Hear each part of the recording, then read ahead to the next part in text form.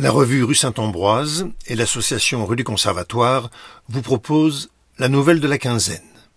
Aujourd'hui, la clinique du docteur Kowalski, de Bernard Barbaroux. Lecture Philippe Crubézy. Musique Charlie Nelson.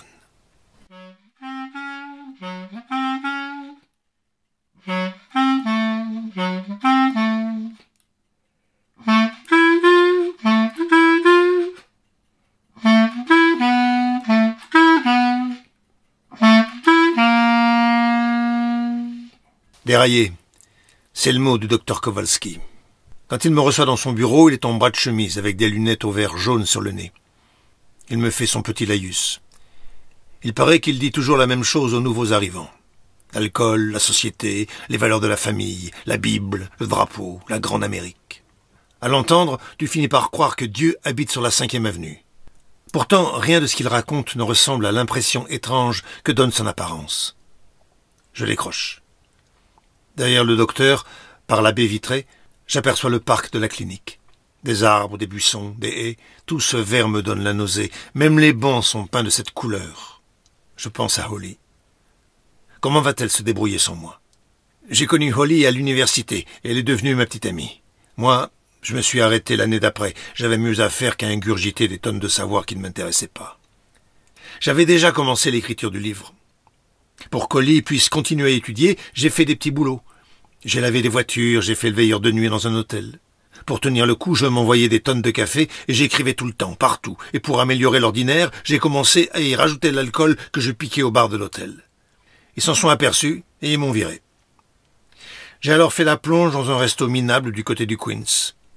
Holly a eu son diplôme, on a fait une petite fête avec des amis à elle. Ses parents ne sont pas venus, des pecnos qui logent quelque part vers les grandes plaines. Nous nous sommes mariés en septembre et j'ai sorti le bouquin au début de l'hiver. Ce fut un succès. Dans le genre qu'avait connu l'attrape-cœur de Salinger en 1951. Je ne m'y attendais pas, même si j'avais travaillé 5 ans dessus. Avec Holly, on a vécu comme des nababs. Soirées, réceptions, cocktails et alcool à volonté. À la fin de la première année, nous nous sommes calmés sur les sorties, mais pas sur l'alcool. 10 ans plus tard, et malgré les supplications de mon éditeur, je n'avais toujours pas réécrit une ligne. J'avais essayé pourtant, mais ça finissait toujours à la poubelle. Ensuite, Holly est tombée enceinte. Mais 2 poivreaux et un bébé, ça fait pas bon ménage. Nous sommes une trentaine d'ivrognes dans la clinique du docteur Kowalski à avoir déraillé. Pas pour un simple coup de trop, plutôt une grosse sortie de route. T'avais déjà la sale habitude de t'envoyer des verres dès l'aube, et puis un jour, à cause de la boisson, tu sors des rails, tu te mets hors la loi. Dans West Farms, un des quartiers du Bronx, quand tu passes devant le juge, il te propose de choisir entre la prison et le centre de désintoxication. Pour certains, c'est la première fois, d'autres récidivent et reviennent. Ici, même s'il n'y a pas de barreaux aux fenêtres et de gardien devant ta porte, tu n'as pas le droit de sortir, sinon c'est retour à la casse-prison, et la peine est toujours du double ou du triple que dans le centre.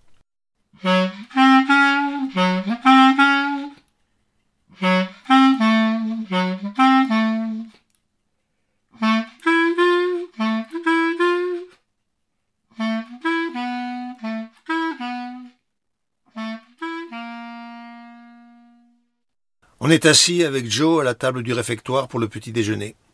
Joe a un plein bol de céréales devant lui, mais il n'a touché à rien. Joe, c'est la première fois qu'il vient à la clinique du docteur Kowalski. Il me raconte son histoire depuis la 1e fois. Pourtant, je le laisse parler. Continue, Joe. Je sais que ça te fait du bien. Continue. Il m'explique qu'il est employé comme fossoyeur au cimetière Woodlawn, là où sont enterrés plusieurs grands noms du jazz, dont Miles Davis, Duke Ellington, Lionel Hampton. Leur tombe se trouve dans une partie du cimetière appelée Jazz Corner. Il me raconte, Joe. Un soir de paye, dans un bar du coin, il a descendu en 1 heure une bouteille de Glenmarnock, un torboyau à 15 $ le flacon, et il s'est ensuite pris la tête avec 2 gus qui jouent au billard. L'un des 2 lui a cassé sa canne sur le dos, mais il n'a pas bronché, Joe. Faut dire que le gars, c'est un colosse, une force de la nature. Il doit bien peser ses 100 kilos et mesurer 2 bons mètres.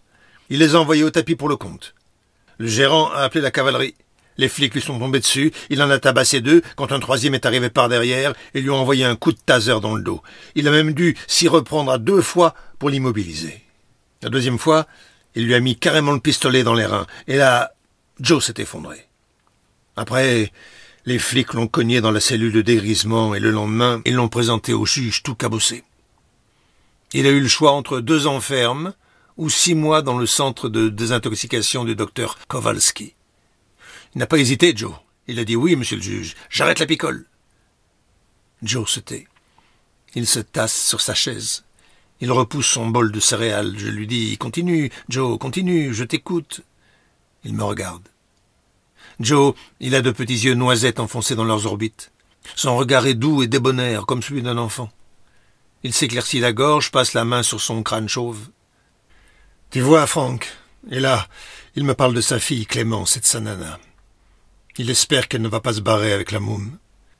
Il dit qu'il n'a que ça à Joe dans sa vie, l'amour de ces deux-là.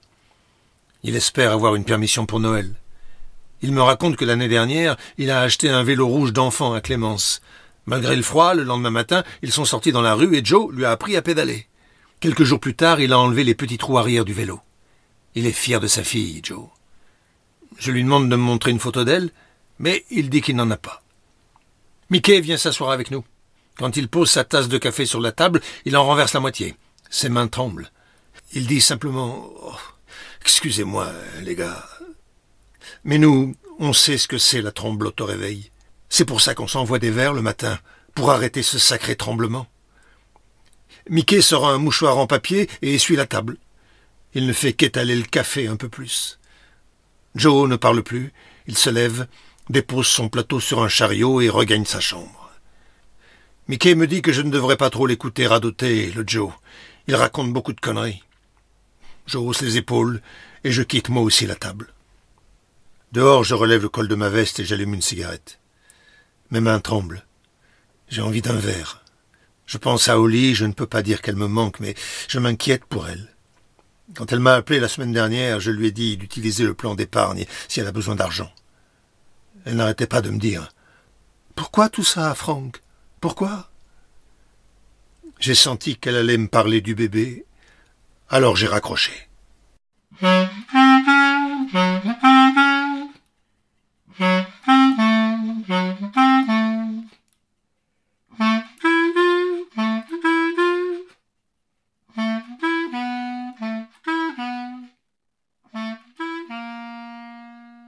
J'aperçois la Toyota du docteur Kowalski qui s'égare sur le parking.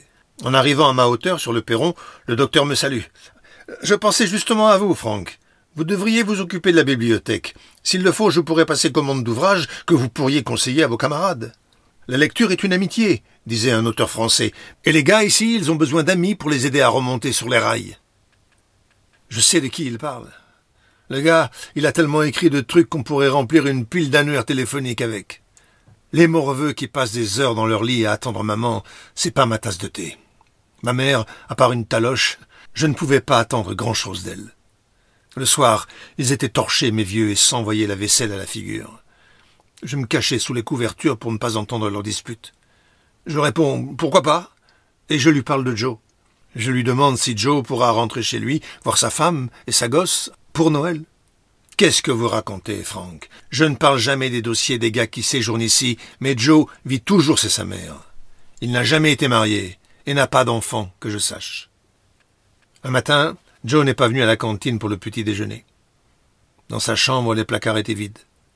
Le soir, j'apprenais par un des gars de la sécurité que les flics étaient venus le chercher. Une gamine qui faisait du vélo avait été étranglée et violée dans son quartier. Le corps avait été jeté dans un entrepôt vide du coin et la police avait retrouvé le vélo dans la cave de Joe. Un vélo rouge. Plus tard, je lui ai écrit dans le couloir de la mort. Pourtant, il ne m'a jamais répondu, Joe. Il s'est fait seriner par un codétenu. Tous les jours à 15 heures, on a une séance de parole obligatoire. Entre l'animatrice et moi, ça provoque des étincelles. Je ne raconte jamais pourquoi je suis là, je suis pas obligé de le faire. Pourtant, je suis sûr qu'elle connaît mon dossier et ne me porte pas dans son cœur. Il paraît qu'avec elle, j'ai une voix cassante, m'a dit le docteur. La voix d'un enseignant. N'oubliez pas qu'ici, vous êtes juste un malade qui a sacrément déraillé, Frank. Le genre de propos qui te remet en forme pour la journée. Cet après-midi-là, l'animatrice a voulu qu'on parle de bouquins. Nous devions raconter nos dernières lectures et dire ce qu'elles nous avaient apporté. Sûrement une idée du docteur Kowalski. Ici, les gars ne lisent pas beaucoup, à part les étiquettes des bouteilles de whisky et les ordonnances des médecins. Ils ne se baladent pas avec un livre dans la poche. Mickey a beaucoup parlé. Il a lu tout un tas de bouquins sur l'assassinat de Kennedy.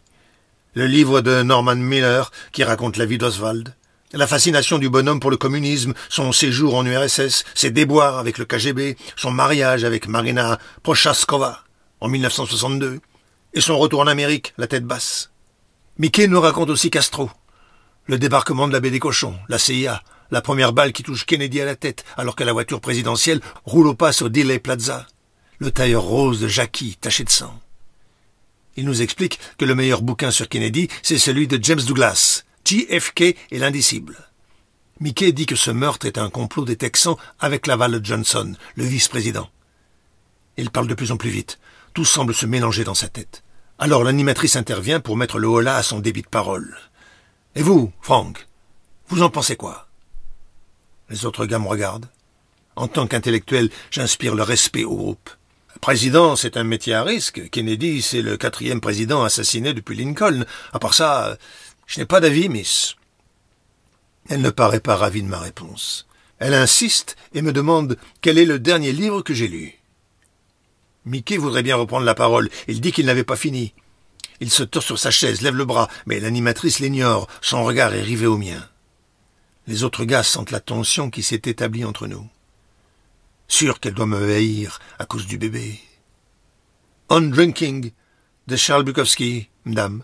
Je cite l'auteur. « Les gens me semblent bien plus intéressants quand je picole. » Elle coince. Les gars se marrent. C'est pas bon pour mon dossier de sortie, ça. Mais je m'en fous. Qu'elle aille au diable, elle et sa vertu. Le soir, après le souper, j'ai droit au retour de bâton. Le docteur Kowalski nous fait une petite conférence improvisée, comme il en a l'habitude, sur les méfaits de l'alcool. Je vois venir le truc. Même les plus instruits d'entre vous peuvent être touchés par ce fléau qui détruit vos vies. Ils peuvent dérailler alors qu'ils se croient supérieurs aux autres. Et là, il me regarde et s'adresse directement à moi. N'est-ce pas, Frank? Je la ferme. Je regarde le bout de mes chaussures. Je me sens misérable. L'animatrice 1, Frank 0.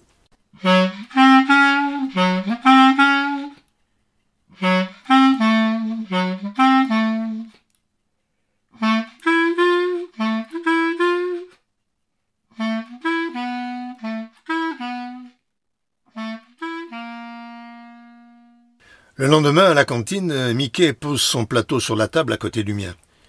Il doit avoir tout juste 18 ans. Il me dit que sa mère doit passer le voir. Il lui a parlé de moi et elle voudrait me rencontrer. J'acquiesce. Si ça peut lui faire du bien à Mickey que je bavarde avec sa mère. Ici, tu t'accroches à tout, à un bout de ciel bleu, à un sourire, à la date sur le calendrier que tu as cerclé de rouge, même si les longues semaines qui la précèdent te semblent interminables.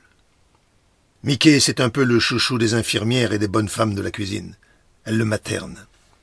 Il a un beau sourire, Mickey, un sourire de chérubin. Sur son plateau, il a une assiette remplie de petits pois, une montagne de petits pois. La fille lui a donné une double ration. Je me demande comment il va faire pour avaler tout ça. Pour le dessert, on a droit à des brownies au chocolat. Je leur file les miens. Mickey me questionne. Pourquoi Joe a disparu de la clinique sans rien nous dire? Je hausse les épaules. Aucune idée, Mickey, aucune. Après, il me parle de sa mère. Mickey, il a 2 obsessions. L'assassinat de Kennedy et sa mère, Harmony. Il habite dans l'Upper East Side. Il me raconte sa jeunesse dorée entre la grande maison dans les Hamptons et l'appartement en face Central Park. Je l'écoute. Ça m'évite de penser au bébé. La mort de son beau-père, un 11 septembre, son bureau au dernier étage du World Trade Center, le dernier coup de fil que le vieux a passé avant de sauter par une DB, la beauté de sa mère, une ancienne actrice de la MGM, l'alcool qui s'est mis à couler à flot après. Il emploie le mot du docteur Kowalski. Ma mère a déraillé, et moi, j'étais dans le wagon avec elle. À 16 ans, il s'est mis à boire tout ce qui lui passait sous la main, Mickey. Il a même descendu la bouteille d'alcool à 90 degrés de l'armoire à pharmacie. Un soir de novembre, il a braqué un Glock 42 sur un sénateur démocrate. Il voulait lui faire avouer que Lyndon Johnson était dans le coup de l'assassinat de Kennedy. L'autre ne s'est pas démonté devant ce gosse. Il lui a retourné une gifle. Mickey a tiré, mais en l'air. Il avait 2 grammes d'alcool dans le sang. Sa mère, grâce à ses relations, lui a évité la prison. Ils l'ont expédié ici pour 1 année. Avant qu'on décolle du réfectoire, il me demande « Tu ne me parles jamais de toi, Frank ?» Pourquoi t'es là? Je hausse les épaules, je me lève, j'attrape mon plateau, et je vais le déposer sur le chariot. L'après-midi, on est assis côte à côte avec Mickey pour la séance de blabla. L'animatrice revêche a disparu. À sa place, une jeune femme élégante, la trentaine souriante. Tout le monde est plus décontracté. Pourtant, Noël approche et les gars en ont gros sur le cœur de passer la soirée ici. Elle nous parle d'activités sportives, d'endorphines, de dopamine et d'adrénaline qui réduisent le stress et améliorent la qualité du sommeil. Je l'imagine un écouteur sur les oreilles avec les autres cinglés, cavalant sur le pont de Verrazzano. Depuis le film Marathon Man, chaque New-Yorkais se croit propriétaire d'un morceau d'asphalte. Mickey somnole à mes côtés, sans doute les petits pois. Après, je file m'allonger dans ma chambre. L'orage se déplace vers l'est maintenant. J'écoute la pluie qui frappe sur la fenêtre. Pas de bruit de voiture, pas de sirène hurlante dans les rues, rien que le silence. Gotham City se dérobe dans cette nuit maussade. Là, je pense à Holly. Il faut que je l'appelle, mais je ne sais pas si j'en ai vraiment envie. Je sais d'avance qu'elle sera là quand je sortirai de la clinique. Comment va-t-elle affronter mon regard? Je suis le seul qui sache ce qui s'est réellement passé. J'ai tout pris pour ma pomme. Holly n'aurait pas supporté la prison.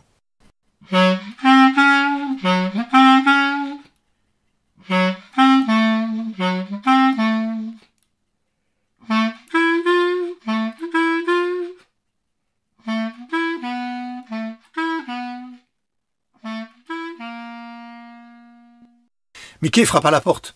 Sa mère est dans le salon des visiteurs. Il voudrait bien que je descende avec lui. Je l'accompagne. Quand on entre dans la pièce, elle a le dos tourné. Elle regarde par la grande baie vitrée qui donne sur le jardin. Elle se retourne. Ses cheveux sont bruns, brillants et lisses. Son visage est en partie caché par une paire de lunettes surdimensionnées qu'elle enlève pour embrasser son fils. Tout en elle transpire l'argent et la confiance des nantis. Elle a sur les épaules un manteau droit, kaki. Elle porte un ensemble beige, sans doute signé par un grand couturier. Son sac et sa montre doivent valoir une montagne de dollars. Le Quiet Luxury. Mickey me présente, elle me tend la main. D'une voix sucrée et câline de contralto, elle me remercie sans que je sache exactement de quoi. Je veux me défiler, mais elle me retient par le bras. Si je peux vous aider dans ce moment difficile? J'ignore ce qu'elle sait de mon dossier. J'ai envie de lui balancer qu'elle ferait mieux de s'occuper de son fils. Pourtant, je garde mon sourire de faux cul et je laisse maman et le fiston en tête-à-tête. Le soir de Noël, on a droit à une dinde farcie avec du pain de maïs maison, en dessert des snickerdoodles à volonté. À la fin du repas, pas de coupe de champagne, à la place du lait de poule. Pour la soirée, ils ont prévu de nous projeter A Wonderful Life, un film de 1946 de Frank Capra avec James Stewart et la sublime Donna Reed. On baigne dans le chamallow et dans le pot de confiture à tous les étages dans la clinique. Mickey me dit que Stewart était républicain. Je lui réponds pourquoi pas. Je préfère remonter dans ma chambre, rejoindre un démocrate qui admirait Lindbergh, l'aviateur raciste, antisémite et suprématiste blanc. Un comble de la part de l'auteur de Portnoy, qui plus est, petit-fils d'immigrés juifs. Je relis Philippe Roth. L'histoire d'un homme avec ses qualités, ses défauts, ses doutes et ses certitudes, ses amours et ses désillusions, ses réussites et ses échecs. Ça pourrait être mon histoire. Un peu d'amour, du mal-être et beaucoup de solitude aussi. Au bout de quelques pages, j'abandonne le livre. J'ai envie d'un verre de pur malt, de son goût fumé et épicé. Un verre seulement. Après plusieurs, l'alcool n'a plus de saveur. Il laisse un goût de fer sur la langue. La porte s'ouvre. Mickey entre. Il ne se donne même plus la peine de frapper avant. Je laisse faire. Quelle importance. Il me dit que le film est un véritable pot de miel. On rit. Il regarde les quelques bouquins qui sont à mes côtés sur la petite table de chevet. Je lui demande s'il a commencé celui de Fitzgerald, qu'il m'a emprunté. Il fait une moue négative. Je lui dis qu'après tout, il a raison. Dans les livres, de toute façon, il n'y a que les histoires des autres. Il me répond qu'il préfère les livres avec des récits, des témoignages. Mais ça, je le sais déjà. Après, il se transforme en Père Noël. Il sort de sa poche une flasque en acier blanc incrustée de motifs floraux. Je l'ai pris dans le sac de ma mère pendant que le docteur lui faisait un speech sur mon déraillement. Dedans, un whisky japonais de 20 ans d'âge. Il prend le verre à brosse à dents sur le rebord du lavabo de la douche et me sert une belle dose. On trinque. La vie devient plus belle tout à coup. L'American Way of Life. Pourtant, aujourd'hui, à la télé, on voit plus que des enfilades d'élégantes petites maisons, posées délicatement sur des allées bordées de pelouses jaunies et de grands conifères, avec des panneaux à vendre écrits à la hâte sur des morceaux de carton. Ici, privés d'alcool, de famille et de liberté, la plupart des gars dépriment.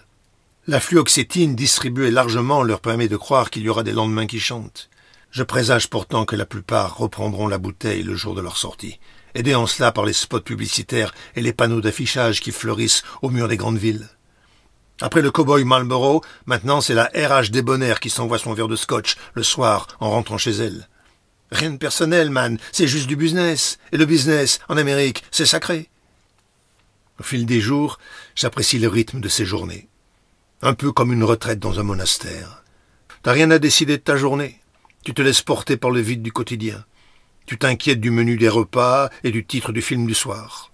Les rouges pourraient bombarder Manhattan avec des bombes à sous-munitions autant qu'ils le veulent. T'en as rien à foutre. L'après-midi, Holly passe me voir. Son frère est venu s'installer à la maison avec elle. Je lui confirme que c'est une bonne idée. Puis elle me dit qu'elle s'inquiète de l'usure de son tapis sous les pas de ce lourdeau de Billy. Elle rajoute qu'elle rêve souvent des tiges d'un cotonnier courbé par un vent chaud venu du golfe du Mexique et dont les fils s'effilochent et s'envolent dans le ciel bleu électrique de Louisiane. Elle ne me parle pas du bébé, mais un jour, faudra bien qu'on l'ait cette conversation. Avec le docteur Kowalski, c'est la paix des braves, mais pas des esprits. Le bon docteur, il s'occupe en particulier d'adolescents placés sous sa garde. Une aile du bâtiment leur est réservée. On les croise parfois à la cantine. Ils se serrent entre eux comme des oisillons dans un nid. Ils parlent à voix basse, la main devant la bouche pour qu'on ne les comprenne pas. Ils ont des rires niais d'adolescents. Le docteur ne les lâche pas d'une semelle. Il dit qu'eux ont encore une chance de s'en sortir.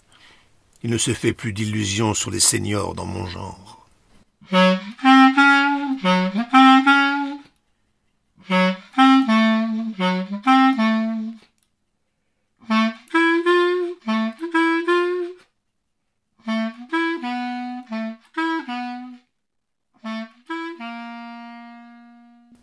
En janvier, j'ai commencé à écrire pris par une vraie boulimie. Réveil à 4 heures et écriture jusqu'au repas de midi. Mickey me monte 1 litre de café tous les matins. Ensuite, le mois de mars est arrivé sans crier gare. À l'extérieur de la clinique, les oiseaux font un boucan d'enfer. Le pollen nous irrite les yeux. Bref, c'est le printemps dans le coin. Je me suis arrêté d'écrire la semaine dernière. J'en étais à plus de 1000 pages. Mickey a voulu lire ce qu'il appelle le manuscrit. Il a trouvé ça formidable. Je raconte mon enfance entre 2 alcooliques. Et puis l'université, le diplôme, ma rencontre avec Holly. Mais je ne parle pas du bébé. L'essentiel du texte se passe dans la clinique. Mickey a fait faire des photocopies et les a données à sa mère. Quand je suis sorti d'ici, au mois d'avril, elle a voulu que je vienne chez elle pour me présenter à un éditeur. Il avait déjà commencé les corrections. Il m'a proposé un contrat plein de dollars à la signature. Bien sûr, j'ai dit oui. En mai, on gagnait le Pulitzer. Aujourd'hui, je bois moins qu'avant, 4 à 5 verres maxi le soir, mais que du très bon. Le mois dernier, l'éditeur m'a encore refilé un gros chèque pour écrire un autre roman. J'ai dit oui, mais je n'ai aucune idée, aucun sujet en vue pour le moment. 6 mois plus tard, le bouquin a toujours du succès. Je refuse de me rendre aux émissions de radio ou de télé pour parler de cette histoire. Qu'est-ce que je pourrais ajouter? Tout ça, c'est du vécu, enfin, presque à 1 ou 2 détails près. Parfois, tu habilles la réalité pour la rendre moins médiocre, tu ne peux pas tout dire. Par exemple, écrire que le docteur Kowalski se tapait les plus fragiles adolescents du centre, ou expliquer que la petite Mexicaine qui faisait le ménage à la clinique s'appelle en réalité Camilla et pas Dolores, et que si elle était enceinte et ne connaissait pas le père, c'est parce qu'on était un paquet de gars à la baiser à l'étage, ça aurait fait désordre. Elle arrondissait ses fins de mois, la gamine. Je ne pouvais non plus pas raconter le soir où la mère de Mickey est venue. Le gosse avait 42 fièvres, une bonne grippe, il n'a pas pu descendre au salon des visiteurs. Elle m'a fait demander. Je l'ai rassuré sur la santé des gosses. J'ai raccompagné Harmony à sa voiture. Là, elle m'a sorti sa flasque de whisky. On s'est envoyé une bonne lampée. Ensuite, elle m'a dit qu'elle était venue pour que je la saute. Alors, on est passé sur la banquette arrière et je l'ai sautée. Une sacrée délurée, la nana. Mais si j'avais raconté ça dans le bouquin, Mickey, il risquait de dérailler encore un peu plus à ce moment-là. T'aimes pas savoir que ta mère se tape le premier venu? Pourtant, cela ne l'a pas empêché de se foutre en l'air, le Mickey. Au mois de juin, il s'est tiré une balle dans le buffet avec son Glock 45. Il n'a pas laissé le message. Il n'avait plus rien à dire à personne, le môme. Kowalski dirige toujours sa clinique. Harmony est parti vivre en Europe. Il paraît que là-bas, les gus déraillent moins que chez nous. Ils sont plus portés sur le vin que sur le scotch. Une histoire de degré d'alcool, sans doute. Avec Holly, on n'a jamais reparlé du bébé.